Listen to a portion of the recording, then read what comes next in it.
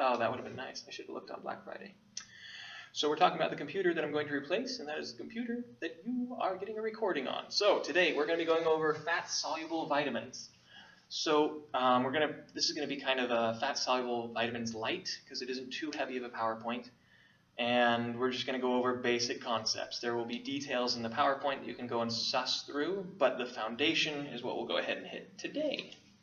So, fat-soluble vitamins.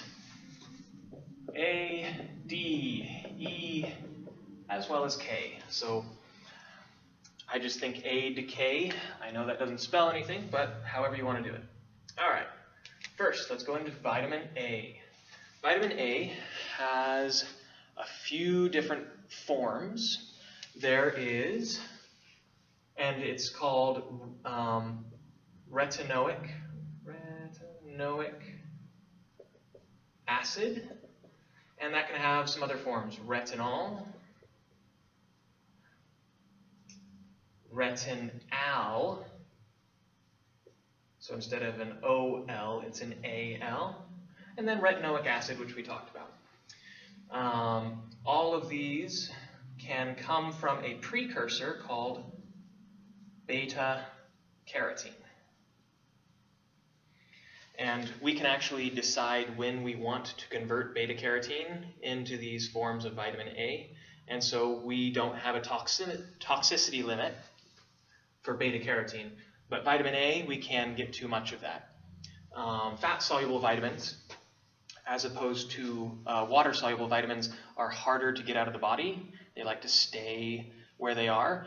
Water-soluble, you can just urinate them out and you're good. But these, especially A, D, and E, can build up and cause toxicity issues. Vitamin K actually has its own way out of the body, even though it's fat-soluble, and so that one does not tend to hit toxic levels because we're pretty good at handling it. But these first three guys, including the vitamin A that we're talking about, can build up. So beta-carotene is a good form that your body can choose whether or not it wants to put it into an active form of vitamin A. And the active form is the retinoic acid, retinol, or retinal. Yes. Okay, so let's go ahead and have an intestine. Here's an intestine. We have a nice fat micelle, and there are also transporters specifically for vitamin A that can be used. So I'll write another cell that just has vitamin A coming in without a micelle. We absorb it, and when we transport it through the blood, it tends to be in the most, just from the name, what I assume is the most water-soluble form is retinol, because it has an alcohol, and alcohols are charged groups. And so it makes sense that retinol would be what transports through the blood. And then that's going to go to the liver. And we have our beautiful liver, and the liver is going to go ahead and store it as retinol palmitate. We've talked about, oh, maybe we haven't. You'll soon talk about palmitic acid, which is basically just a fatty acid that's 16 carbons long. And so instead of calling it, oh, it's a fatty acid, well, specific lengths have specific names. The one that's 16 carbons long is palmitic acid. If we go ahead and attach vitamin A to that, then it's called retinol palmitate. Retinol palmitate is stored in the liver. Yes, that is the storage form of vitamin A.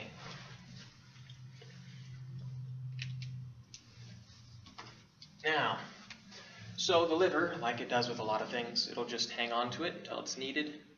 When it is needed, the two places that it will go are the eyeball. That's an eyeball. And while it's traveling, it'll go back to retinol. And when it arrives, it will go through a number of things and become retinal. So retinal is in the eye. Have you guys in physiology had the rods and the cones and the little photoreceptor? This literally is the photoreceptor. Light hits it, it changes form. That's this guy. And so without it, we can't see super great, especially at night. And so physiology will go into depth on how all of it works, but what you need to know is retinal is in the eye. And therefore, if you don't have it, you'll have night blindness and such when you're low. All right. So the other place it can go, traveling through the blood as retinol again, is, well, pretty much any cell in the body.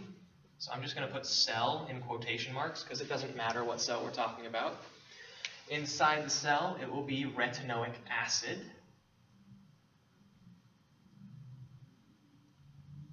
And that is going to go ahead and help with DNA commands. So DNA modulation, what genes are turned on, what genes are turned off. We need retinoic acid to actually get that done. And so it helps in your general day-to-day DNA gene expression. So acid for DNA, retinal for the eyes, palmitate to store, and then retinol to travel everywhere. And that's pretty much vitamin A. So let's see, things that you can have issues with. Night blindness we mentioned. Is there anything else?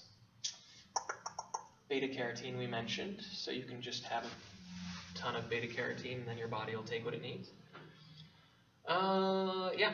She might have mentioned another side effect or two, but the big one is night blindness. All right, so anything else on vitamin A that you wanted to hit? No. Okay. Not that I know of. Then let's go ahead and go to vitamin D. Vitamin D. So vitamin D has two ways you can get it. One we actually talked about earlier today, and it's in the lipid digestion, transport, and absorption. Lipid digestion, absorption, transport video. It's where you have you can eat it basically. It goes in through the micelles. And dietary vitamin D, all well and good. You also, however, can get it through sunlight. So let's go ahead and break off over here. However we get it. We can have dietary, but if we're going to make our own, we're going to take cholesterol. And our livers will do the first reaction that makes it 7-hydroxycholesterol. So we're going to have cholesterol to 7-hydroxycholesterol, and I'm just going to stick a hydroxy right here. And it might be dehydroxy actually, 7-dehydroxycholesterol. And then this is going to be available in skin. That's where it will be sent from the liver. And in the skin, if sunlight hits it,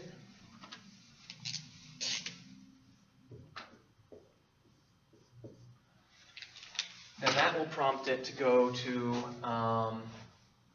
cholecalciferol.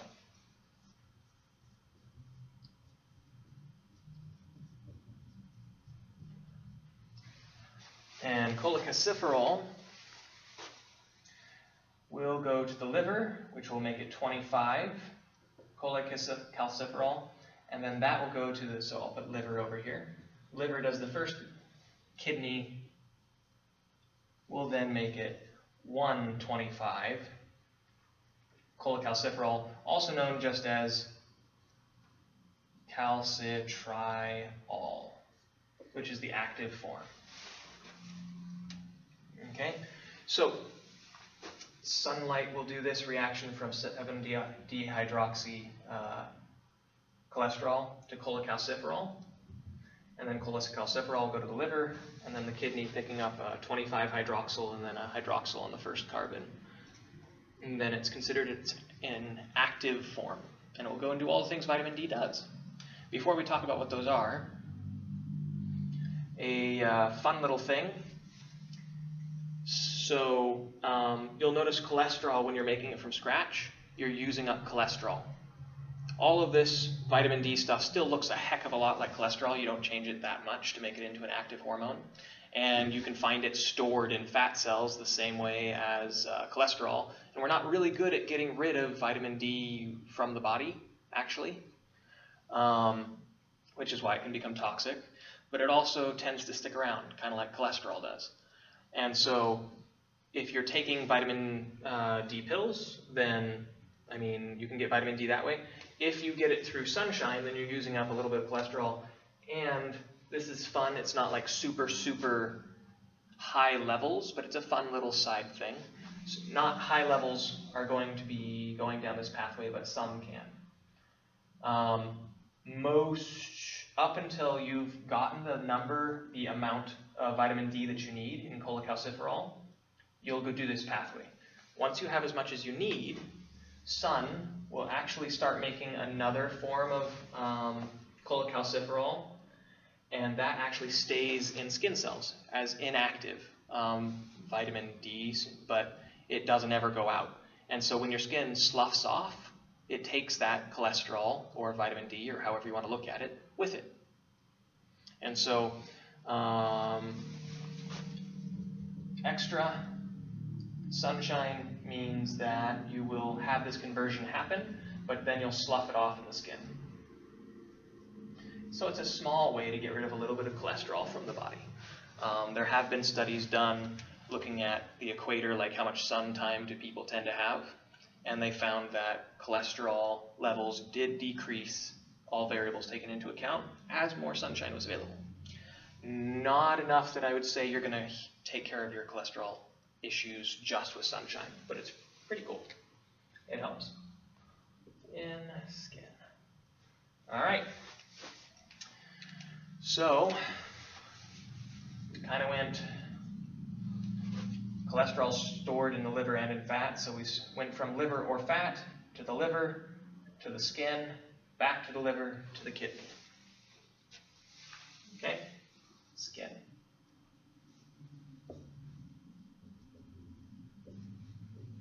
Okay, now, the things that vitamin D does. Vitamin D, I'm pretty sure you've come across vitamin D and bones. That's kind of the big claim to fame. You need vitamin D3, which is included in here, it's the active form. Vitamin D3, in order to move calcium and phosphorus into the bones, those will bind together and make good, strong bones. If you don't have vitamin D, then you will not be very good at making bones. And if this happens as a child, it has one disease name.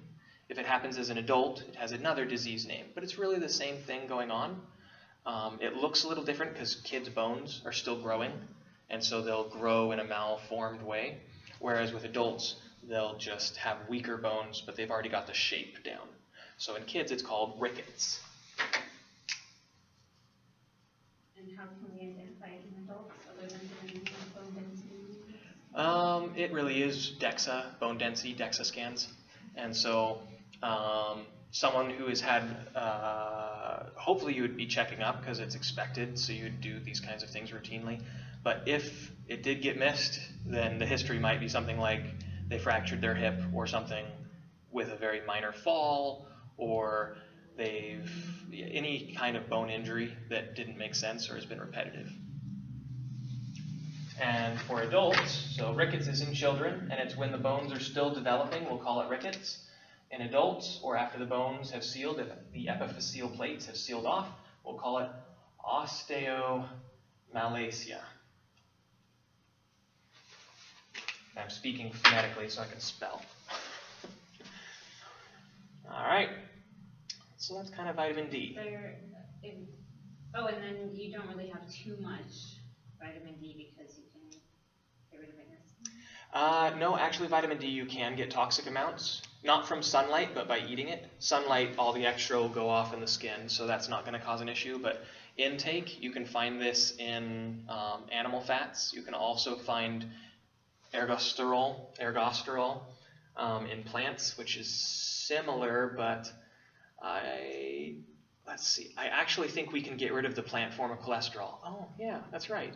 A cool way to reduce cholesterol is if you have plant sterols, ergosterol being one of them, you actually are able to take that in and then get rid of it. So if you have those coming in at the same time as cholesterol, they compete for the same entry pathway, but then sterols can be forced back out, plant sterols, at least ergosterol. Is there a name for too much vitamin D? Vitamin D toxicity. Yes, there is. All right. So, there might be other things too. Vitamin D will control and help regulate the uptake of calcium and phosphorus. And so that if you have higher vitamin D levels in the blood, then you will be you'll be recycling as much calcium and phosphorus as you can from the kidneys instead of peeing it out. And you'll be taking it in from the intestines. So everywhere you can get it, you'll be taking it and putting it into the bones. Versus there are other kinds of substances, you'll learn later, they kind of do the reverse. They say, we have enough calcium and phosphate, don't absorb it, go ahead and pee it out. Vitamin D, though, is everybody move it to the bones. So it helps with absorption of calcium and phosphate. So D is linked to absorbing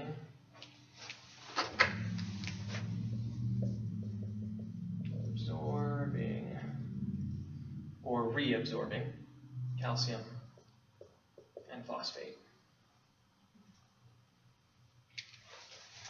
Okay, so that's two of the guys.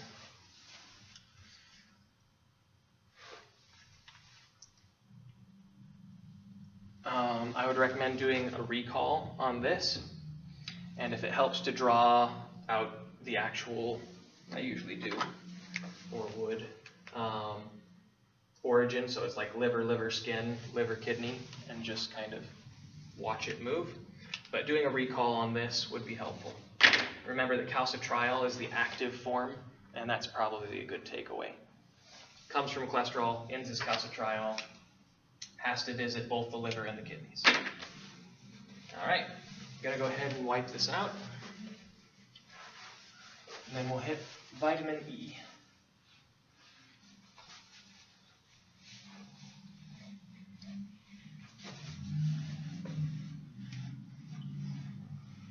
Which is actually kind of fun. Do all forms act like hormones or just A and D? D is the hormone. A isn't really a hormone. It's used in places and stored in the liver, but it doesn't actually go and talk to anybody that I know of. So even though it travels through the blood, it doesn't hit any receptors saying, you do this, you do that. Neither does E, and I don't believe that K does either, so just D. Vitamin E. So this one's pretty straightforward. It's a really good antioxidant. It's really good. And tocopherols of various kinds are forms of vitamin E. And they can be, quote unquote, used up because antioxidants are typically picking up oxidative forms of things, oxidative free radicals or what have you. And once you pick those up, you've picked up as much as you can at some point, probably after 1 or 2 visits, depending on how many sites you have. But these guys can be recycled if you also have vitamin C. And so tocopherols can get used up, but then they can get recycled because of vitamin C. What are they good for? They're good for antioxidant, which pretty much means a lot of stuff because oxidative damage is one of the things that leads to, well, I mean, if you have a free radical, it'll damage almost anything that it's next to. So there are a few limited spaces where we like to have free radicals because we use them to combat bacteria and viruses, and they're stored in a safe little pouch, lysosomes and things like that, and they can be thrown onto things. You can also have, I believe it was basophils use something similar to that. But by and large, if they're where we don't want them, then they can damage skin, they can damage DNA, they can damage pretty much anything. Membranes, and so makes sense that vitamin E, being one of the most potent antioxidants, is going to help you with skin. It'll help you with DNA repair. It'll help you with membrane preservation. And the list goes on and on. All because it takes care of oxidative damage. There's one other thing. This is not going to be in your test. It's just something that I feel is worth knowing. There's something called glutathione. Glutathione. And this is actually a compound of selenium. It's made in the body, and it is a really stupid, powerful antioxidant, and it's what we make to, as I understand it, I haven't ever seen a side-by-side comparison, but vitamin E is amazing. Glutathione, as I understand it, is better. And this can also be recycled, but it's made with selenium, vitamin E, vitamin C, and then another protein component that your body can make without needing special components. And I remember this with sec, like just a sec. And so if you have all of these present,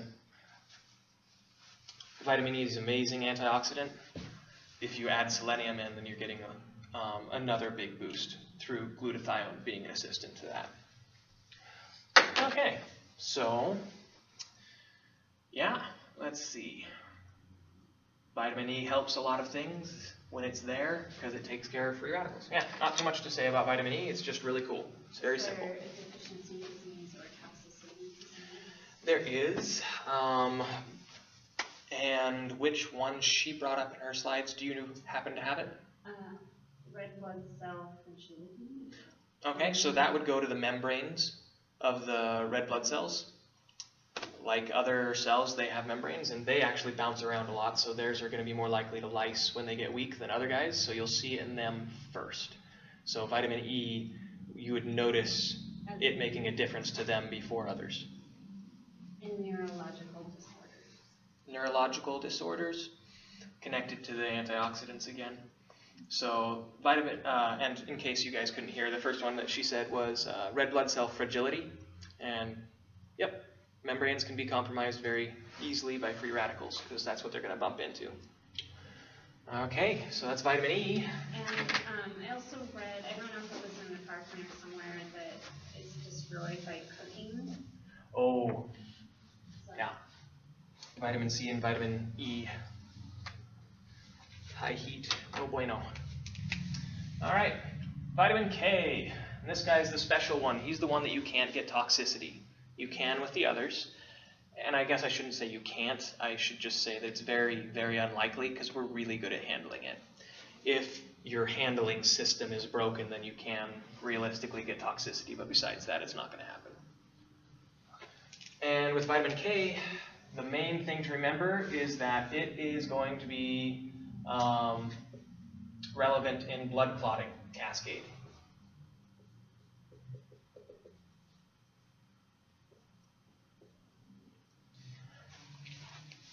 And so you might remember the factors of blood clotting, 1 through 12. Vitamin K is used on a number of those. And let's see, I believe that those were 1, 2, 7, and 10, I think. So, So there's something called a blood clotting cascade that has 10 steps. It's got 12 factors, and if you remember thrombin, prothrombin, factor 7, you'll get there if it hasn't been covered yet. What you should take away from this is vitamin K is needed so that you can form blood clots. Without it, you're not going to form blood clots. The exact factors are something that you should know, and something that I should know. I believe that they're 2, 3, 7, and 10, but I'm realizing now that it's been a bit since I looked at the ones vitamin K went into, so yeah, I remember that it was very similar to the same cranial nerves that had parasympathetic innervation, and they had almost the same numbers. So there you go. So, all right. Not too much on vitamin K, but this is just supposed to be a primer. Okay. All right. Good deal. All right. Hopefully this was helpful to you guys, and if not, then that means you already know what you need to know. Good job. Catch you guys later.